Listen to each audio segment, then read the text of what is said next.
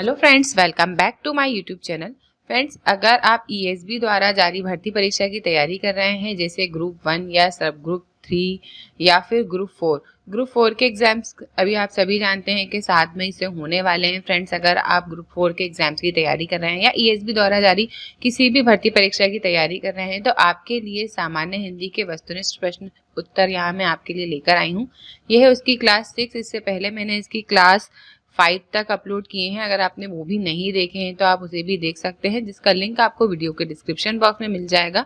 नहीं तो चैनल पर विजिट करके भी आप देख सकते हैं। स्टार्ट करने से पहले फ्रेंड्स, अगर अभी तक आपने मेरे चैनल को सब्सक्राइब नहीं किया है तो सब्सक्राइब कर लीजिए। वो सब्सक्राइब करने के बाद जैसे ही आप सब्सक्राइब करेंगे तो एक बेल आइकन दिखेगा, उस पर भी प्रेस कर लीजिएगा, जिससे जो भी न्यू वीडियो में डालूंगी उसका नोटिफिकेशन सीधा आप तक पहुंच जाएगा। स्टार्ट करते हैं क्वेश्चन नंबर फर्स्ट से। क्वेश्चन नंबर फर्स्ट है, रसों को उदित और उद्दीप्त करने वाली सामग्री कहलाती है? विभाव, अनुभाव, आलंबन या उद्दीपन। तो रसों को उद्दीप्त या उदित करने वाली जो सामग्री होती है वह विभाव है।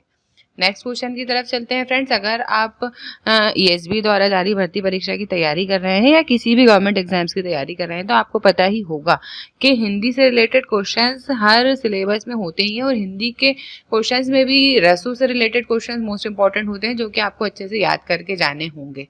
नेक्स्ट क्वेश्चन की तरफ चलते हैं। उपसर्ग की कितनी विशेषताएं होती हैं? तो टोटल 3 विशेषताएं होती हैं। ऑप्शन नंबर सेकंड इसका राइट आंसर हो जाएगा।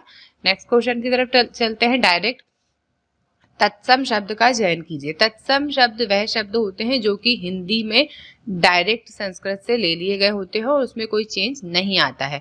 और तद्भव शब्द वे शब्द होते हैं जिन तत्सम शब्दों में सामान्य बोलचाल की भाषा में कुछ ना कुछ चेंज आ जाता है बोलते बोलते, वह तद्भव शब्द होते हैं।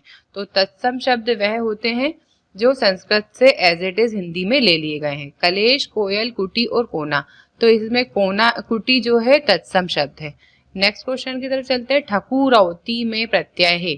औटी टा कहाँ से आ गया? ट टमाटर का तो है ही नहीं, अति नहीं और ई नहीं, तो औती जो इसका राइट आंसर हो जाएगा। ठाकुर प्लस औती से मिलकर ठकुर औती बनता है, तो इसका औती इसका राइट आंसर हो जाएगा, जैसा कि ऑप्शन नंबर सेकंड में दिख रहा है।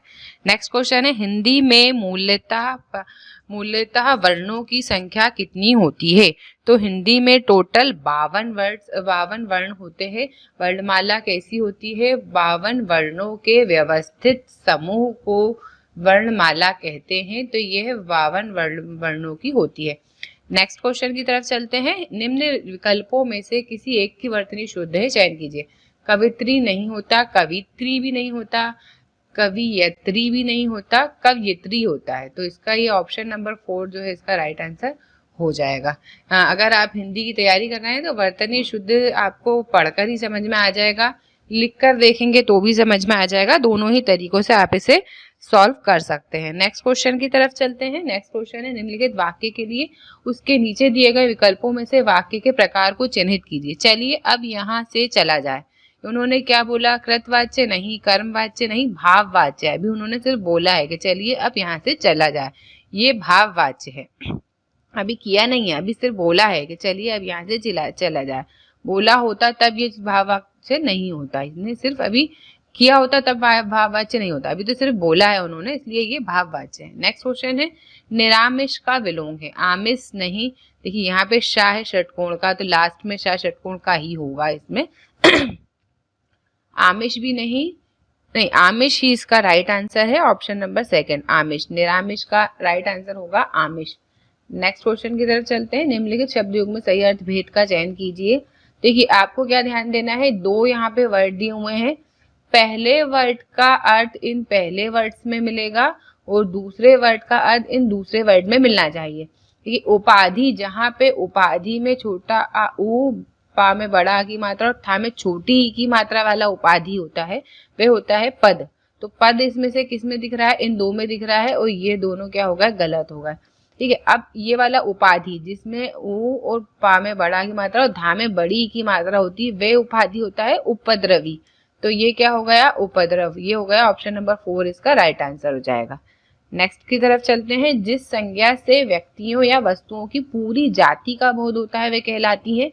देखिए पूरी जाति का बोध होता है ना, इजी क्वेश्चन है। जाति का बोध होता है तो भाववाचक नहीं, समूहवाचक नहीं, द्रव्यवाचक नहीं, जातिवाचक संज्ञा। जिन संज्ञा के से व्यक्तियों या वस्तुओं की पूरी जाति का बोध होता है वे जातिवाचक संज्ञा होती है। फ्रेंड्स, इस वीडियो के इंपॉर्टेंट क्वेश्चंस कंप्लीट हो चुके हैं। छोटे छोटे वीडियोस में इसलिए बना रही हूँ ताकि आप एक ही वीडियो को 2 बार देखें और वही क्वेश्चन अगर एग्जाम्स में आते हैं या क्वेश्चन से रिलेटेड क्वेश्चंस एग्जाम्स में आते हैं तो आप उन्हें सही सही टिक करके आए और हिंदी में ज़्यादा से ज़्यादा मार्क्स ऑब्टेन कर पाए।